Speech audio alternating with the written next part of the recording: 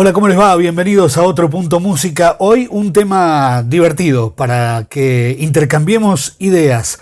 Discos esenciales del rock y el pop argentinos. Las listas tienen sus particularidades. Lógicamente suelen ser injustas, lógicamente no abarcan a todos los gustos por igual y, por supuesto, son absolutamente subjetivas. Mis discos esenciales son los discos que a mí me parecen esenciales para el rock argentino hoy. Y como toda lista, posiblemente mi estado de ánimo cambie la semana que viene y cambie 5 de estos 10. Así que no alarmarse y prepárense, piensen cuáles son los suyos, cuáles serían sus 10 discos esenciales del rock argentino. Yo les muestro mis 10. Sin orden de importancia, solamente por la aparición, como fueron saliendo de mi discoteca, Don Cornelio y La Zona.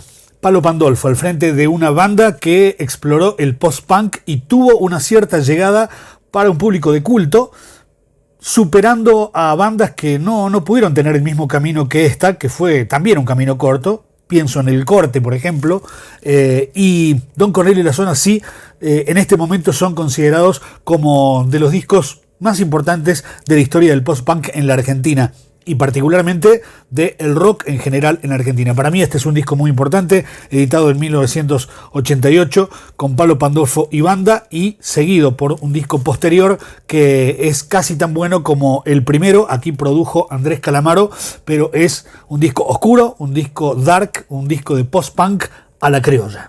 Rodeados por una serie de bandas que tuvieron mucha importancia dentro del under del rock argentino entre el 2000 y el 2010, aparecieron con este disco un trío de Flopa, Mansa, Minimal, o Florencia Lestani, Mansa Esaín, Mariano Esaín y Ariel Minimal de Pez. Bueno, todos ellos, por su lado, tienen sus carreras, pero también cada uno de ellos tiene alguna banda paralela que trabajaron mucho, por supuesto, en esta década. Esta unión habla de música introspectiva, de canciones profundas, de canciones de el ser argentino, del rock argentino, del under, de cómo se pergeniaron muchas de las obras que no llegaron al gran público en esa época, y gracias al sello Azioni Artigianale, que grababa a todas las bandas de estos miembros, sacaron esta especie de disco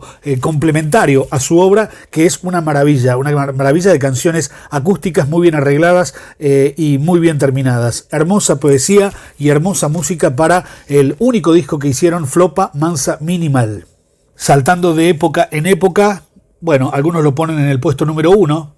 Puede ser el disco que en 1983 Charly García creó, pergenió, grabó y trabajó prácticamente solo en New York, en una aventura solista que terminó siendo tal vez el disco más importante del New Wave argentino y el disco más importante, ¿por qué no?, del rock argentino en general. Clics modernos de Charly García. Casi todo está dicho y casi todo está escuchado en este disco maravilloso. Qué difícil es no incorporar algo de la obra de Luis Alberto Spinetta. Es tan extensa, es tan grande, pero bueno, algo hay que elegir. En este caso podría intercambiar algunos títulos, pero me voy a quedar con este disco de Invisible, El Jardín de los Presentes, que tiene algunas de sus grandes obras y que es una especie de síntesis de toda la poética y de toda la creatividad musical que tuvo esta banda con distintos miembros a lo largo de 3 discos. Y la verdad es que Invisible es como una especie de frutilla del postre de la obra de esta banda de Luis Alberto Spinetta a mediados de la década del 70. El Jardín de los Presentes de Invisible, para mí, entre los 10 esenciales del rock argentino. Años de música sónica, años del nacimiento del grunge en Estados Unidos, que se diseminó por todo el mundo. Bueno, Soda Stereo recogió también el guante de lo que se estaba haciendo en Gran Bretaña, que era el shoegaze. El shoegaze, es decir, canciones cargadas de melodías de guitarras, bases cargadas de guitarras, que hacían como verdaderos colchones sonoros a las canciones. Y parte de eso es lo que hace Soda Stereo en este disco, en Dynamo, que para mí es de lo más creativo, de lo más interesante que hizo la banda, aunque podría haber incluido algún otro disco más de Soda Stereo en estos 10, pero dentro de los 10 para mí se destaca Dynamo de Soda Stereo, porque es realmente una usina creativa al servicio de ese estilo que para el rock de Latinoamérica era toda una novedad. En plena efervescencia del rock argentino post dictadura, los 80 fueron muy importantes para muchas bandas, y la aparición de este italiano barra inglés por estas pampas rodeado de músicos argentinos que venían también desde el under provocó una sensación importante. Los sellos discográficos se abrieron a este tipo de propuestas nuevas y apareció Sumo con, bueno, de sus 3 discos, uno de los más importantes. ¿Cuál si no? Había que elegir uno. Me quedo con el segundo disco de Sumo, Llegando los Monos, que tiene algunas de las melodías inolvidables de la banda y que también tienen parte de ese estilo tan particular de reggae, new wave, post-punk, todo mezclado al mismo tiempo. Llegando los Monos, de Sumo, 1986. Justamente hablando del destape cultural que ocurrió en la Argentina para varias de las artes de nuestro país, aparecía la música divertida, el rock divertido, que podía ser aparentemente superfluo, aparentemente frívolo, pero que en sus letras generalmente tenía gran carga política y social.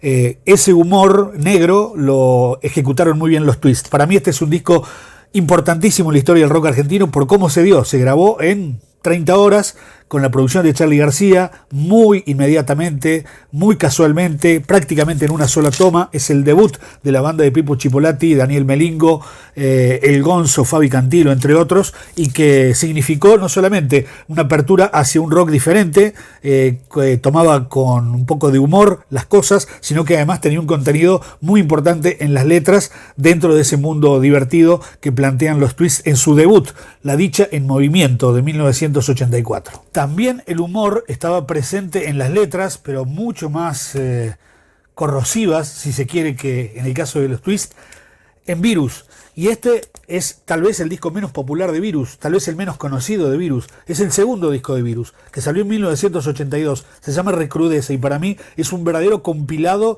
del momento y del clima social y político en la Argentina. Y lo hicieron con canciones New Wave. Es como escuchar a la banda Divo, pero cantando en castellano. Una verdadera selección de canciones que son para mí himnos subvalorados dentro del rock argentino. Recrudece de Virus para mí es un gran disco de estos esenciales 10 que incluso voy a poner por encima de varios de sus más populares.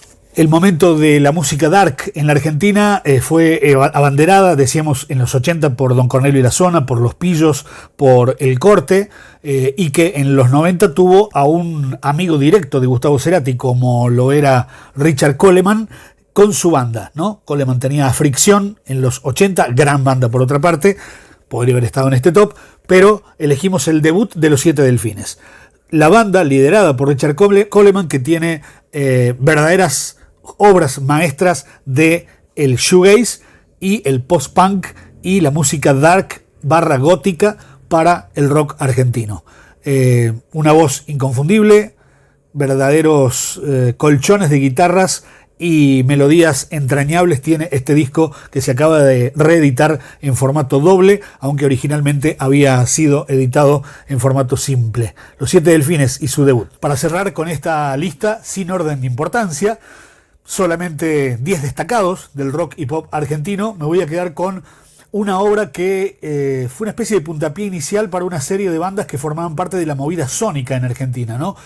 Hijos directos de la creatividad de Gustavo Cerati, Daniel Melero, de Zeta Bosio, bajista de Soda, produce este disco que es el debut de Los Peligrosos Gorriones, con Francisco Bochatón, bajista y cantante, al líder de la banda, y que tiene muy buenas ideas a la hora de llevarlas a cabo. Como la explosión del grunge en Estados Unidos, aquí se dio de una manera diferente, casi en el negativo del grunge, canciones muy libres, refrescantes, con melodías entrecruzadas que mezclaban géneros, pero que al mismo tiempo sonaban verdaderamente eso, un soplo de aire fresco para el rock argentino.